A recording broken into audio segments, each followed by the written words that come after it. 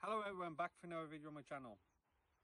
Just before the actual video starts, I'm just coming on to say sorry for no videos for the last few weeks. I think it's about a month since I posted the last video on my channel. I expect you gathered I was away in one of my previous videos. When we come back, we've started our Christmas light display.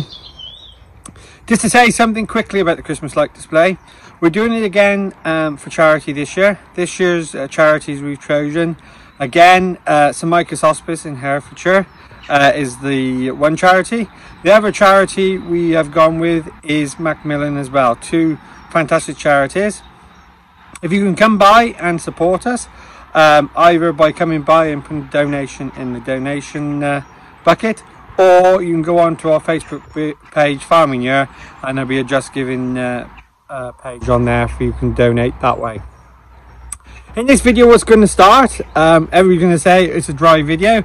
Yes, this video was filmed back when we was on OSR and when it was all nice and dry, and then after that it's all gone downhill. We actually, to say on the farm, we've still got some wheat to plant. We haven't done no videos of wheat planting because how bad it's been, but there's a lot of videos that come. There's one for our new truck, what people see on our Facebook page, and people have turned around and said they'd like to see a video about the truck. There was a video that came as well about what we think of the Massey, because we've had it over 12 months now, so we're going to do a review on that, and I'm going to do a review on the truck as well, because the truck's only a couple of weeks old as well. The truck is a fantastic truck as well, so please look out for that as well. If you haven't subscribed to the channel, please hit the subscribe button underneath the video, and as well as that, if you'd like to leave a comment in about any of our videos, about this video, what's to come, or any of our any of our other videos, you can do, please leave a comment underneath the videos. So at the moment we are at 830 subscribers. I'd love to by Christmas get to 1,000 subscribers, so if we can push to try to get to 1,000 subscribers, I'd be over the moon as well. So if you can please help us with that as well, that's another good thing as well. So I'm going to go off this video now, and the proper video will start, and you will see it's nice and sunny, not like it is now, wet and miserable, and just totally wet. So thank you ever so much for watching. Until next time, bye bye for now. Hello everyone, back for another video today. Just going to show you a bit around the drill.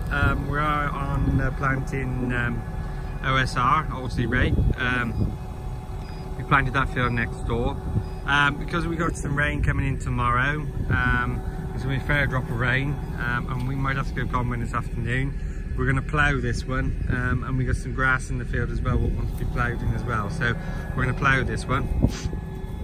So to explain about the Kuhn combination unit, this is our second season of using him now.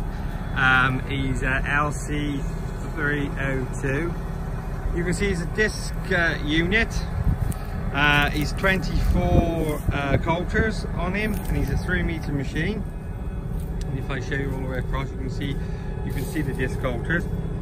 Some people might say, what do you mean by disc coulters? Well, there's two different types of coulters. Well, there's more than that now. There's 2 or 3 different types, but there's 2 types usually. Is a Suffolk, what's like a horseshoe shape, what just pulls through the ground. Or you've got a disc unit, and the disc unit, if I show you, that's the disc. You've got one big disc. Sorry to put my hand in your way. One big disc, and then if you pull down to that way, you can see there's a smaller disc. What that does, pulls through the ground, puts a slot in, and if I turn you round to here, that red part on the back, what goes down to a black piece, that's where the seed goes down and slots in the slot what's been made from the disc. And then behind that, you can see we've got a following arrow, I should say. And you can alter that by adjusting the spring on there. So the more tension you put on, the more heavier and more severe the Suffolk, the following arrow, I should say. The following arrow. I'm not doing very good today. the following arrow, and then the more you put on, the harder it is, the lighter it is. So where he is now, if you look at that, if anybody has got a Kuhn drill exactly the same as this and they want to know the settings, that's usually where we're about for planting rape. Then you go on from there. This rod goes all the way up the machine and across the top there, goes into the drive, the machine, the metering unit. I'll show you the metering unit in a minute. That's ground driven, and every time that goes round, once you've set the calibration on the top there, that'll put the same amount of seed under if you go one speed to another. But usually with a combination unit, you want to try to keep it one constant speed. Now, if I go right down the bottom here, and if I go in like that, that says 62 times at 1/20th. Now 62 turns on that lever there, so you pull the lever out and it goes into the side. 62 turns equals 1/20th of a hectare, and then whatever you got weighed in your bucket, you times it by 1/20th. Now you can either do it there or you can do it up on the top here. Now if you do it up on the top here with a little lever, and if you show you a bit closer, that's 50 turns. That's 50 on there. And if you're going to do it with that one, if I show you one around the corner here, about falling over, if I show you around the corner here, that handle up on there, what is on the side of the metering unit, you take that off and put it on where the metering unit, where the ground wheel comes onto. But 9 times out of 10, I usually use the ground wheel to calibrate. Now, the other settings you've got on a Kuhn drill. If you see that silver flap there, what's on the bottom of the fan by the blue sticker, where it is at the moment, the flap goes over inside the fan to cut the airspeed. So if you have too much airspeed, because you're putting a small amount of rape on, you'll blow it around in the tank and it won't go down the coulters right, and you won't get the proper accurate planting. You won't get a proper accurate on planting. So you've got to make sure the flap is there. Now when I'm on wheat, I'll show you the other setting for that when we're on wheat. The other way about for the normal fan speed. Now, if you look on the side of here now, you've got a plus and minus, and this is on both sides. There's one here. If I show you, there's one over there as well. Now, this here does the depth of all your coulters. This is what does the depth. And so for OSR, for rape, you've got to have him up as quite as shallow as possible. Now, you can't really see here, but they're very, very shallow. They're just touching the top of the surface. So with rape or with grass, you just want to put in the top of the surface. Now, if you look on the top of there, I think you're going to measure that, but that's the setting. If you see on there, that is the setting for OSR on there. And the locking nut's going to be round and locked off to stop this handle turning when you start planting. Now coming down here, if you can see that lever there will turn. If you see the springs there, that will put the tension on the coulters. Now for OSR, you have it as light as possible, so you'll see there's no tension on the coulters whatsoever. It is light as it can be. When you go into wheat, it all depends if you're low tilting or you're planting with ploughing, I should say. You alter the tension on the springs, and when for beans, you've got to put a fully tension to keep them in as deep as you can possibly do. Now, as well as that, you'll see up on the top there, that's the intake for the fan, taking the air in, and then the pipe goes down and into the bottom for the airspeed on the fan. Now these, if I pull right back, these markers here are what you follow up and down the field to get your to get your tram lines all in the same position every time. That's your bank markers. If I swing round to you here, that is the pre-emergent markers for the sprayer. Now if you've got GPS, our sprayer man that comes here hasn't got GPS, but if you've got GPS, 9 out of 10 you won't use the pre-emergent markers. The sprayer man will just follow automatically with the auto steer on the sprayer. and I showed you a bit about that in one of my videos with Russell Price Farm Services. If you go back and have a look at that video, they'll explain a bit how the GPS works. Now, if I go up the steps here, pull the steps up. This is the metering unit, if I show you. That's the door there with the round hole, what is for emptying the tank. If you've got seed left in the tank and you want to empty it. The bottom screws on the bottom are to take all the seed out and to drop out at the bottom of the metering unit. And that's what you will do if you're going to change over crops at the end of the season. That silver lever there, you pull it down. I won't do it now because we're on planting, but you pull it down and that's where you do your calibration. You put the red tray underneath, and I will show you a calibration video, probably on week now, but I will show you a video of that to properly calibrate the machine.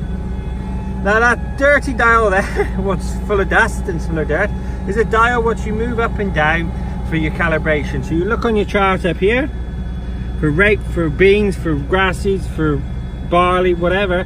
You look on the chart, find the thing, go over to the side, and it will tell you where to put that lever to start off with. 9 times out of 10, you've got to alter it slightly, because that's just a rough guide on there. Different seeds run differently, so you've got to go and calibrate it, wind it, weigh it, then go back to it if it wants to go up or go down.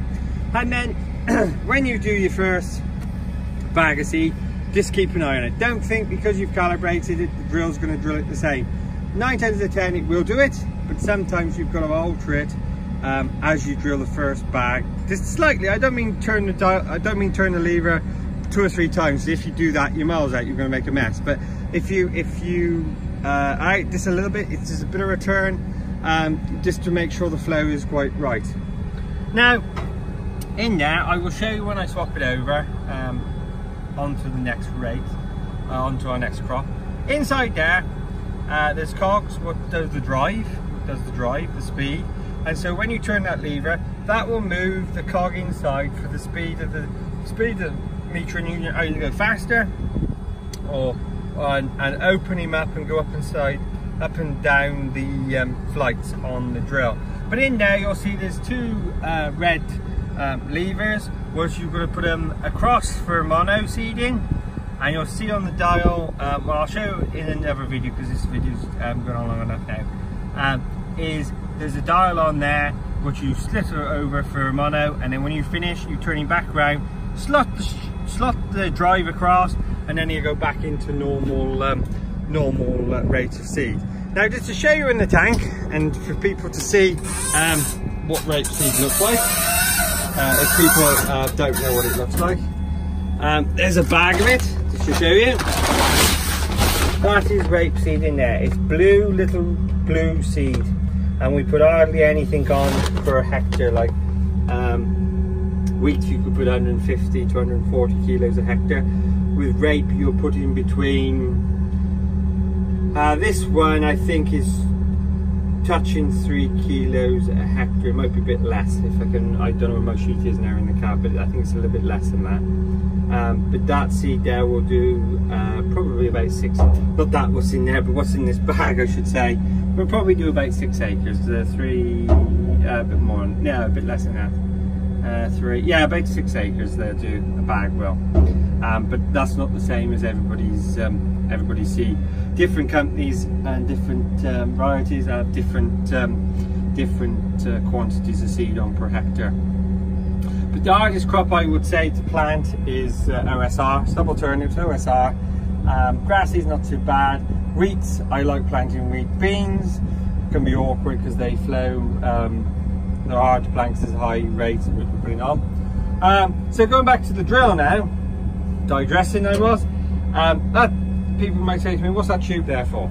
Well, that tube there is where the air gets blown up and the seed goes up through there, the air gets blown up, the meter drops it down through there, it goes back up the tube, out through the top there, and then down through the pipes. Now, if you see that motor on the top there, what's over there, alters them flaps. When them flaps are open, fully open and back, that's where the tram line is. We've got 4 quarters shut off on tram line. A lot of people just run 2, but we're running 4 because we won't get our tram lines because we have trouble with greening the tram lines. So I will explain a bit more about the drilling as we go on through the season. So I hope everybody's enjoyed this video. Like I said before, if you haven't subscribed to the channel, please hit the subscribe button, and as well as that, hit the bell button to get notifications every time we post new videos. So I think that's going to be it for this video. You can see he's just come down the field once. So that's it for this video. Till next time, bye bye for now. Bye bye.